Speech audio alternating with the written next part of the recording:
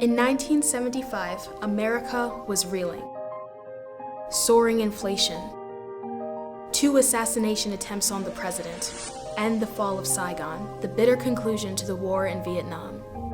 Yet, in the middle of all that, the US Congress and President Gerald Ford came together to make September 14th National St. Elizabeth Ann Seton Day. That was the day that the Pope had chosen to declare Elizabeth Seton a saint. Over 100,000 people gathered in Rome for the canonization mass, and there were tens of thousands more gathered at her home in Emmitsburg, Maryland. It was the culmination of a 93-year effort.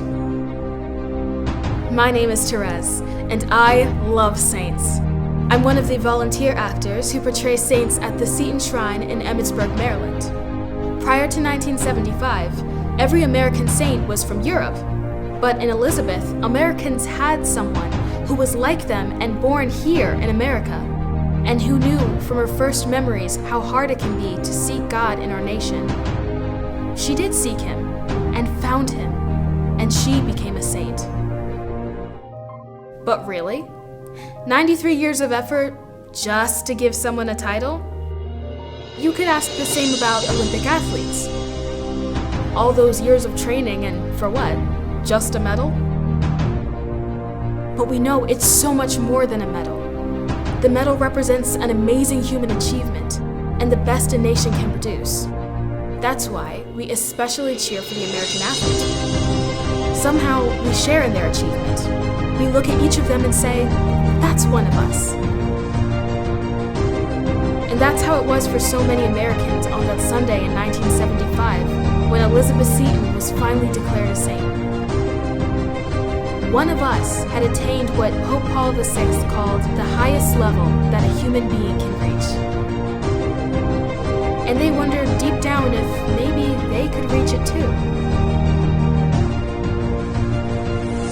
That's where the Olympics analogy falls short. Because while most of us aren't cut out to be Olympic athletes, every one of us can become a saint. In fact, that's what we're made for. If we knew what it meant to be a saint, we would do whatever it takes to achieve it. The kind of energy many of us put into building a career, getting into shape, or pursuing a serious hobby, the saints put into pursuing God. They reoriented their lives to place their careers, health, and hobbies within this lifelong pursuit of God. In some ways, seeking sainthood is like seeking an Olympic medal. We have to work out, spiritually. Scripture and the sacraments, especially the Eucharist, are the health food for the soul. And we have to train with regular prayer and penance and virtue. Just like a weightlifter increases his strength by lifting heavier and heavier weights, God challenges us with suffering to seek happiness only in Him, not just in what pleases us. Because of this, the saints learn to welcome suffering. Imagine what it would be like to no longer fear suffering. Fearless and happy. That's the life of a saint. Who doesn't want to live that way? God does great things with those who seek Him. He will make something wonderful of you. That's the destiny of all the saints. And it's your destiny. Maybe one day the Pope will canonize you. From heaven, you will look down on countless people struggling to find happiness. Some will learn about your life. They will see in you something that's like them and say, that's one of us. They'll have a new confidence that, like you, they can be saints.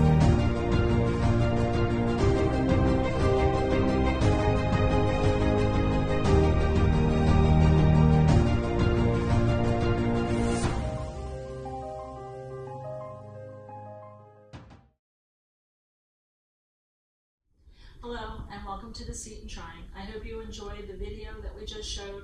I'm Lisa, I'm the Research and Exhibition Coordinator here, and I have Erica behind the camera. She's our Education Coordinator helping me with the filming today. Hello everybody. I want to take you through the exhibit, our new exhibit on Elizabeth's 50th anniversary of her canonization. It's called One of Us, The Making of an American Saint. This was done with the Daughters of Charity Archivist here on site. It was a collaboration, so we're actually going to use 2 rooms to talk about Elizabeth and her call to holiness. And I just want to mention too, before Lisa goes on, that this is a really special opportunity to do this with her because she is one of the creators of the exhibit. So not only will you get to see the objects today, but you'll get to hear about the inspiration behind them as well. Thank you. So as you come into the first room, you're going to be in front of these huge panels. They're actually over 8 feet tall, 4 feet wide, and it is Elizabeth's decree. So a decree is read towards the end of a canonization. It officially declares them a saint. You can see at the beginning here with Elizabeth's, it talks every human being is called to holiness. And that's really where we got our inspiration of what we wanted this exhibit to be, that Elizabeth was called to holiness. She's such an example for us to get through those tough times in life and answer that call to holiness. A decree goes on to explain the person's life, to talk about their virtues, and to talk about their miracles. We also put on display the actual decree here. It is made out of vellum. It's a very light material, so we do have it enclosed, so it's temperature controlled to make sure that we are able to take care of it. I just love the colors on that, Lisa. In the back, the Pope will use his seal to make it an official document from the Vatican. So we replicated that seal here on the front of the case. You can see Paul VI's name there. The colors really make it stand out too. Yeah, we wanted to match the colors of like the border of the decree, but also kind of give that 1975 feel. Yes. So hopefully we're doing that. The decree at the end officially puts someone in the catalog of saints. So here we see Blessed Elizabeth Ann Seton is a saint, and we inscribe her in the name of the catalog of saints, which is the canon of saints, hence the word canonization. So Elizabeth was also a big figure here in the United States. She's a historical figure. And in 1975, many of our states and even the president recognized her for the contributions that she had done for our country. So we have a proclamation from the state of Maryland and the state of New York, although there were many others. And probably the most impressive is that Congress and also the President Ford recognized her. He made September 14th, 1975, Elizabeth Ann Seton Day, which was a huge deal, not only for a woman to be recognized, but for a Catholic. Yes. There's his signature right there. So the next piece I'm going to show you is our Road to Sainthood. So this kind of took on a life of its own. It was supposed to be just a small panel, probably 3 feet by 2 feet, listing all the things that needed to happen for Elizabeth to get canonized and things that needed to happen, otherwise it might not have happened. And it grew into this 5 foot by 16 foot story that we have here. We used a local Frederick County artist, Ellen Byrne. I had some of her artwork in my home, and that's what gave me the inspiration to ask her to do it. And she was more than happy to do anything, she said, for the sisters and daughters. I love the comic book feel of it. It's very now. I often do see visitors taking time to look at everything on here. What do you notice that they're most interested in? So I think it depends on the visitor, which is exactly what we wanted. So the comic book feel was to engage people that are very visual, especially children and young adults. To be able to tell that story. So we kind of have something for everyone. We have the key that gets a little bit more into detail, naming who some of the people are, the different steps, how it became, political and things like that. Then we have some really creative things. You see Father White here, who wrote a biography on Elizabeth in 1853. And that book, the orange book, you can see follows Cardinal Gibbons and then follows the people that are giving testimony, because it's like a little Easter egg. Right, Cardinal Gibbons used that book for inspiration to nominate Elizabeth to canonization in 1882. When the testimonies were taken, a lot of the people had taken the information from there.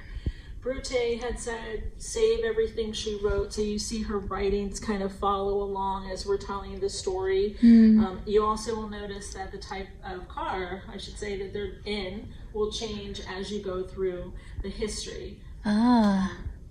It took 154 years for Elizabeth to get canonized, and so there was a lot that kind of went on.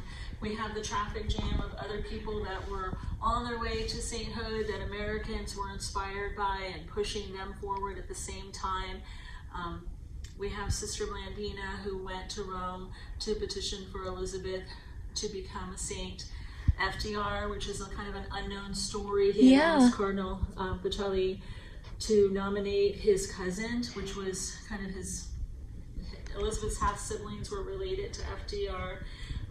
But he becomes Pope and immediately nominates her in 1940, and she quickly becomes servant of God. We kind of get in a little bit for people that know the history will understand the fracture that happened, the bridge that was broken between the daughters and the sisters, and then it's repaired to start the Federation. There was some conflict between Father Bergio, who was the vice postulate for Elizabeth's cause, and Sister Isabel, who was the visitrix here, and that's why we have those little things. So the average person may not get that, but people that know the history, the sisters and daughters, will get those kind of references. So it's kind of, like you said, little Easter eggs for them to make that story more full. We also came up with this slogan, actually I should say our program director, Tony, came up with this slogan of sainthood or bust. And a lot of people are really drawn to that. You get it on some of the other vehicles here. Yeah. There we are. Yeah. On the bus. So I think we're going to be having merchandise in our gift shop that has that on it. The kids are really drawn to that because you're, either becoming a saint or you're out. Yeah. So once this bridge is repaired, you can see the coloring, which is nice, and the Federation has started, but then things really become bright for Elizabeth, right? She becomes venerable. We start having the saints attributed to her, and she becomes blessed. The miracles attributed to her, and she becomes blessed. And I know you pointed out the figure with the sunglasses. That's actually Carl Kalin. Carl Kalin, who always wore these dark shades. So that was another thing that Ellen did for us. I had given her images of all of the buildings and the people, and she tried to get them pretty close to who they were. So there's little Anne. Yeah. And Sister Gertrude.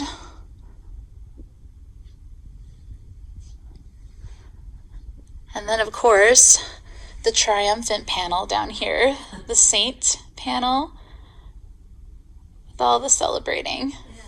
Yeah. Again, using those kind of 70 colors in that panel. Do you have a favorite story that's on this panel? That's really difficult because I appreciate all of the work and the push to continue. I like how the artist did put these little things in here, we have the people that wrote biographies on her, Melville and White, just these little things in the corners. I think this here, by very simply telling something that was very complicated, yes, is important. Most of the people that I've seen that are standing here reading this, they get it. And so it really is such a teaching moment as well, not just for Elizabeth, but how someone gets to sainthood. I think Brute has to be my favorite, and I'll come in and look at him again real quick. The more I learn about him and the relationship, the friendship that they had together, he was just such a faithful friend from the time they knew each other to the time he left this earth. And I often think about his role in seeing the value of Elizabeth, maybe before anyone else even did. Yeah, I would agree with that. He compared her to other people that were already saints, and I think he saw the value in her writing, and very wisely, maybe it was providential, said to save everything. And that is, if you look here, by time Elizabeth was at this point where they're looking for her writings, looking for her virtues, the only person that was still living was Esther Kearney. Oh, yes. Who was just a little girl, 5 or 6 years old, when she met Mother Seton, who told her that she was too little to come to school. and she remembered looking up at her dark eyes. Well, by the early 1900s, Esther is close to 100 years old, and she was the only one that gave a living testimony. So that was where a little bit of a problem came in. These people were just repeating things that were written in Charles White's book. So that's when they had to go and get more letters and more research on was this person really as holy as people were saying. Yeah, it's a beautiful story of so many people coming together. Yes, yeah, and that's true. We mentioned a lot of people here that needed to happen. So as we go into the next room, the first thing we wanted to do was get a feel of that day. So on this side, we have what was happening here in Emmitsburg. On this side, we have what was happening in Rome. So in Rome, we know that there was 100,000 plus. Some newspaper reports say up to 150, 200,000. There was it was the first outdoor canonization mass. We know that there were 15,000 plus Americans because there were 15,000 tickets given to the United States and they were all used. But you can see the servicemen in there. We know there were lots of servicemen that were living abroad that attended, plus other Americans that were living abroad. So we think there were many more than that. There was also the first female lector, which was Sister Hildegard, the first English homily. That was the first time they provided seats for 20,000, I believe. So there was a race, as you can see. That's quote here. Yes. They ran for a seat. I wish I could have been there to see that. I know. And we had a surprise guest. Oh, yes. Let me get it nice and close so they can see it at home. You probably saw the text and heard what Lisa mentioned, that it was someone parachuting in. I can't imagine what it would have been like to look up and see that. In the cases, we have some of the scrapbooks that have been donated to the archives here, but this middle one that Erica's on right now was loaned to us by Anne O'Neill. So it's her personal scrapbook, and it's that typical 1970s photo album where you're never getting anything out of there. It's glued in. We also have a couple travel journals here. The one here on the end is Sister Mary Clark from Seton Hill. I like how in the middle she talks about someone stepping in front of her to take a photo, and she reflects that people take too many photos today. And that was 1975. So it kind of puts us in perspective. We were able to get a document reader. If you're familiar with these, we have them in our other galleries, but this one has the scrapbooks and the decree. So the scrapbooks, we have 3 of them in here, and you can kind of thumb through them. Oh, there's my favorite photo. You can enlarge here, and like this one here that Erica said it was her favorite. First, I want to point out all of the heads, the backs of heads, which we don't have today because we can zoom in and crop. But here is they're taking photos of the parachutist. I actually love the heads in the photo, and I'll tell you why. It's because it makes me imagine what it would be like to actually be there, and I imagine that I'm seeing things through the eyes of these sisters and these guests. Yeah, I mean, these photos, you're right, because having people in front of you makes you feel like you're standing right behind them. You're in the action. Miss that a little bit. Right. They're also, sorry. Oh, that's cool, right? So there's also these little blue dots here where I've given you some background information, like this is the information on the parachutist here. So that's helpful for people that want to kind of go through that may never have the opportunity to get to Rome. They can kind of look through here and kind of know what these things are. The other thing that we have in here is the decree. So you can sit here and go through it. We have the translation if you want to read it in English. And then again, we have these blue dots where we've pulled out something that we think is important and then kind of explained it a little bit as to what that really means. That'll be helpful for the people who really want to go deep into this, I think. Right, because as you can see, we've highlighted a lot of things to be able to tell her story more full and help people understand why this document is so important. In Emmitsburg, we really wanted to get you into that day. Things started here really early in the morning, quickly. People arrived. They had 23,000 plus sisters that were here that day that were doing the counting, and say it was more like 27,000. If you're familiar with our site, that is the doors to the Basilica. This was the line waiting to get in. Oh my goodness. They did 6 masses that day of over 1,000 at each Mass. And so they started doing Masses outside because they knew they weren't going to be able to accommodate everyone inside. We had many important people here. The governor actually flew his helicopter. He landed across the street. So There's our mountain in the background. Hasn't changed. He attended one of the Masses. 15,000 hosts were what they thought they would use for the day. They quickly realized that was not going to be enough, and they traveled as far as Baltimore to get more hosts for those evening Masses. I think the last Mass was like at 7 that evening. Oh my goodness. Here's some more photos of it in the cases. That faces the front of our basilica.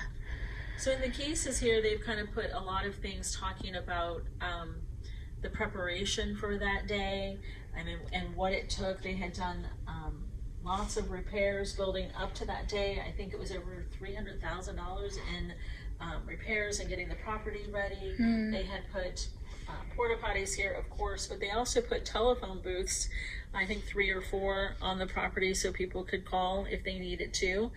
Again, no cell phones. That's the opposite view of the basilica, looking at the crowd from the basilica doors. And that view really is very similar to what you would see today here. Now, I remember a fun story that you told me. I think it was about the refreshments of the day. Yeah, so again, they didn't have catering services like we have today, so they just simply did like hot dogs and chips. There weren't, what do they call those? The food trucks. Food trucks, yeah. Food trucks like we have today. So that's what they were serving. Yeah, it's very American. Seems appropriate to me. It's very impressive that they had enough food to feed everyone. So the next thing I wanted to show you are what we're calling spotlight panels. And what we wanted to do was really talk about Mother Seton and her friendship with us, and how she helps us and we help her, and how this is true for all saints, that saints become our friends, right? And so we ask them for their help, for their prayers, for their intercession, and at the same time, if they're not quite to sainthood yet, or they might need help, we help them. And so Anne O'Neill, who was one of Mother Seton's miracles, I interviewed her a few years ago, and I asked that question, like, how do you see Mother Seton in your life? And she said, she picked me out as a friend. I, in return, now am trying to keep that friendship. She is always inviting me.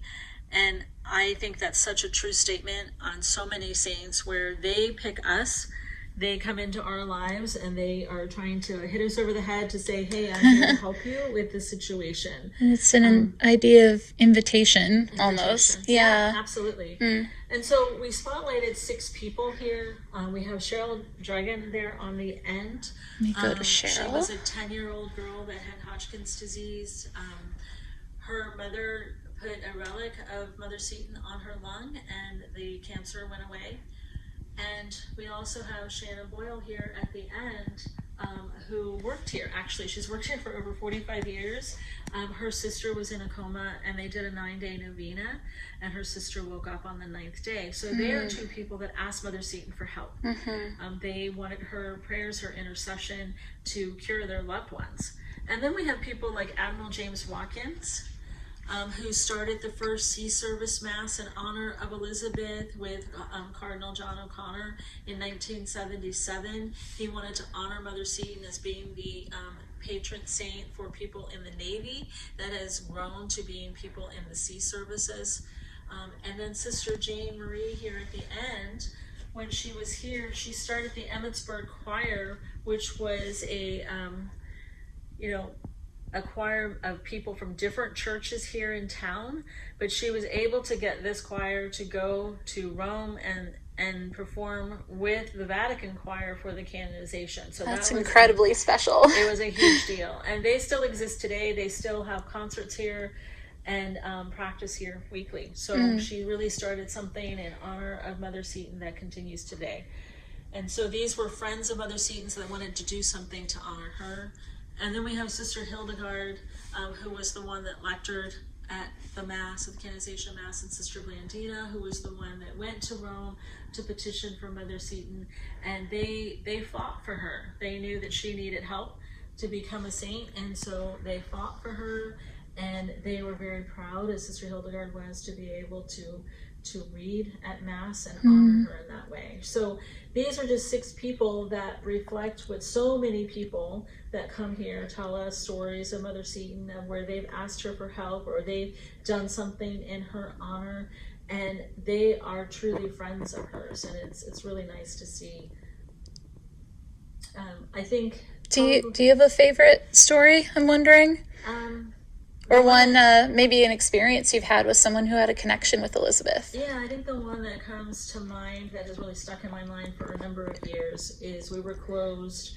I think it was for the winter because it was dark. I remember being dark, and someone was knocking on the door. And they had driven 2.5 hours. They were very upset. They had driven 2.5 hours to come here, asked to sit with Elizabeth for just 5 minutes because they got a very bad cancer diagnosis, and they just wanted to be with her. And so for people to be so convicted that she can help them, that she is their friend, that she's going to comfort them, and they want to talk to her. Yes. They just want to sit at her altar and just talk to her. And we see it all the time. We see people that come here. I had someone that was Jewish that came here and was like, look, I don't know this woman, but I grew up next door to where she lived. You know, all of these things. So she's telling me this whole litany of things where Elizabeth just keeps coming in her life, where she was having dreams about her. Yeah. So she's like, how interesting. Figure out. Yeah, I hear similar things too. Very often people will tell me about asking her intercession, receiving healing after that. And I'm always amazed at how many Elizabeth Anns there are in the world. Yeah, actually there's Elizabeth Anns that don't even realize the connection until they're older. Right. Yeah. That seems to be a very frequent way people respond to Mother Seton's friendship. Yeah, I had another woman who, that you're bringing to mind, who her name was Elizabeth Ann, and then realized that her son had passed away on Mother Seton's feast day. Oh. And so she came here for the same thing. Like, why does this person keep coming up in my life? Yeah. And realizing that's because she's your friend. Yeah. And so although we're showing you all these things from a time that is not now, I think what Lisa and I are commenting on really points to the fact that this friendship with Elizabeth or any other saint, it's really a timeless invitation. And we're looking forward to seeing how that will continue to develop into the future. And now I have Lisa here in one of our most popular parts of the exhibit. We call it our immersive experience. Yeah, this too was something that was supposed to be a children's area, and children are enjoying it. And educational learning areas where my thought was going to kind of get kids who are so used to today's technology back 50 years ago. And so we have this rotary phone and a telephone book, which they've never seen a telephone book. So that's been really fun for them to try to figure out how to use the phone. And then this TV guide from the week of her canonization has been such a big hit. I've been having fun looking at that too. I'm not sure why, but people are just, there's Elizabeth's canonization that was on 2:00 on Channel 4. Oh yeah, there it is. On Sunday. But people are going through and they're looking for their shows that they watched when they were a kid. Kojak, or The Wonderful World of Disney, the Brady Bunch, The Honeymooners, like all of these things that were on then. And then of course all of the ads that were there, cigarette ads, which we're not going to see today. But people are just having fun. It's taking them back to their childhood. Yeah. The Saturday morning cartoons. Oh yeah, that was, I don't know where that ad is, but and the cassette ads. The cassette, to buy the cassettes.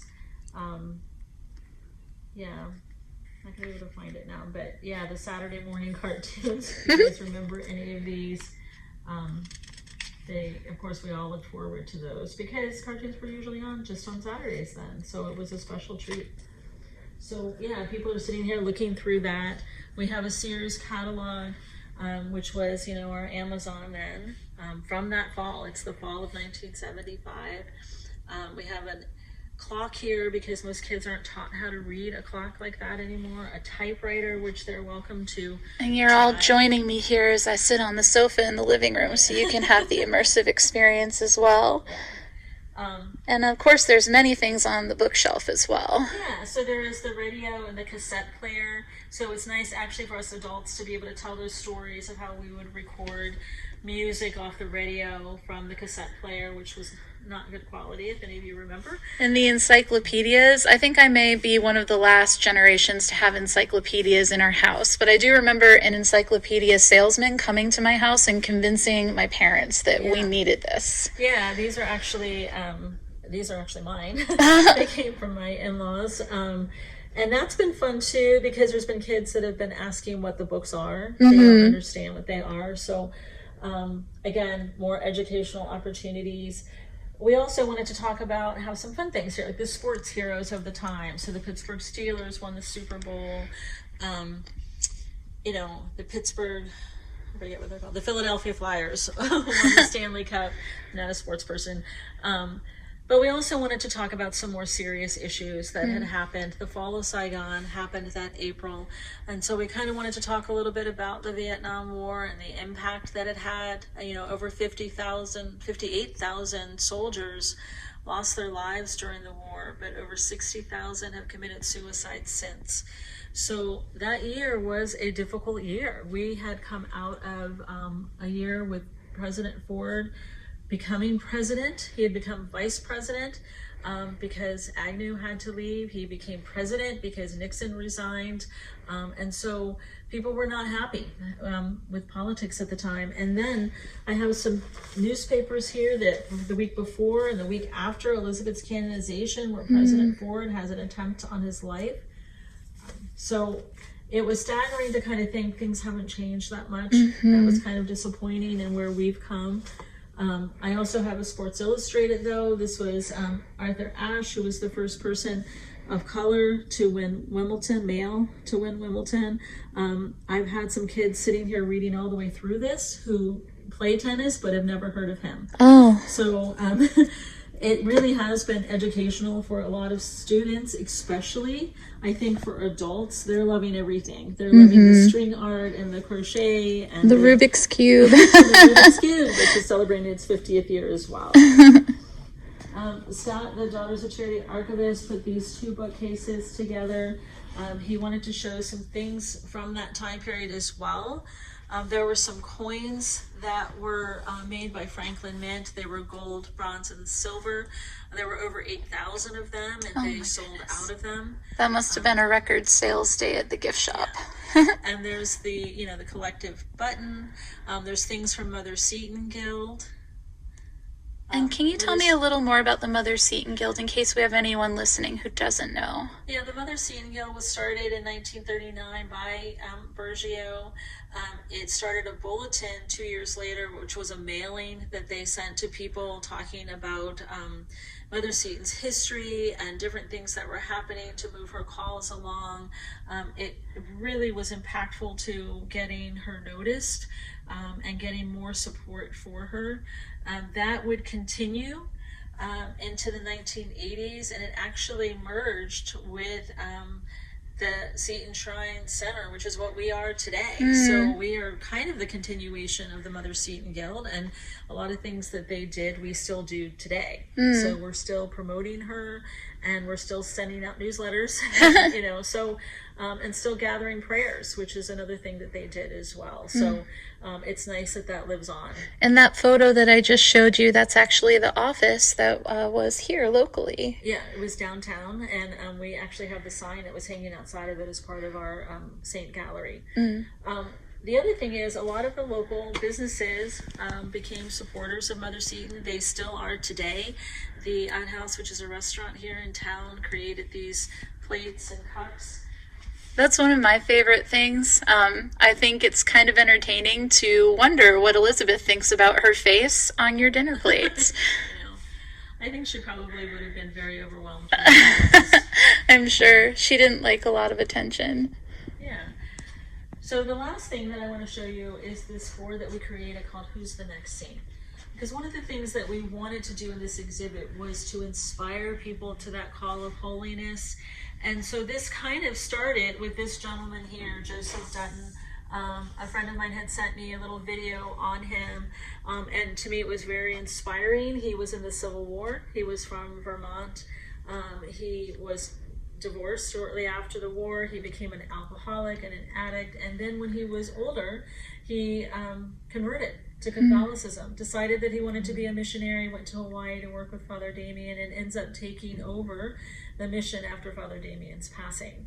And so that's where it began. And then I got the idea to have people that were born here in the United States, but of course we had to represent Canada a little bit with this married couple here, and this sister, but we also had to have Father Berthet. Yes, and he here had been he missioned is. here for a long time, and he did so much to inspire Elizabeth, and I think the sisters and students here. But then that became wanting to have men, women, and children, like Charlene Richard here, but also people of different races. There's Thea Bowman. Yeah, As up you there. can see, yeah, Thea Bowman. We have Nicholas Elk, who is an American Indian. We have, just people of different races, as you can see through here. But we also wanted people with different walks of life. So we have a construction worker and an educator and a grocer and an auto mechanic. And we have, a priest that liked baseball and one that liked comic books. And the point of this is to show that people can come from all different walks of life. They can come to God at any age and still get to that point of holiness. And we are all called to do that, which is why we put these mirrors in here, as you can see, so that you can look at yourself and be like, hey, I could be the next saint. Sorry. There we are. See, sainthood is for you too. So I just have 31 people on this board. But there are hundreds in the United States. There's thousands worldwide that are on their way to sainthood. And so we wanted to create this board as well, because I know I've missed some favorites. And so people can put things, saint cards on this board, or people that they're inspired by, or just little post-its. But what we also found, the very first day we opened, people started putting mass cards from people that they've lost, that they want prayers for, to inspire them to be recognized as saints. And so we're hoping as the year goes on that this board will be full. Yeah. With people wanting It'll be prayers for interesting to sainthood. see how people continue to respond to it. Yeah, so far we've had such a great reaction, especially from kids. We had groups here from Louisiana and North Dakota, so they were taking photos in front of Charlene and Michelle. I had a kid that took a picture of Father Capodanno because his father was also in the Marines, and he wanted to show him when he got home. So it's doing exactly what we wanted it to do. It's starting a conversation about these people that aren't quite there yet, but they're getting there. And that's what we all are, right? Yes. We're not quite there. So I'm hoping that this will continue to inspire, especially young people. I think it will. Yeah. So I had a student that was here last week, and he was actually standing over here, and he said to me as he was thanking me and leaving, he said, usually when I go to a saint's museum, it's all about them. And here you showed me so many people that I can think about. And so that was really inspiring, because I don't think it takes away from Elizabeth. I think that's what she would want us to do. I agree. So thank you for joining me today. Eric and I have a lot of fun during these tours. Yes, we do. And so if you're interested, we have other tours that you can look at online. If you have any questions, you can email myself or Erica. We'd be happy to answer them. And if you come on site, let us know so we can walk you through. Yes. Thank you again for being with us today, and we hope we see you again soon for some of our other programs. May God bless you.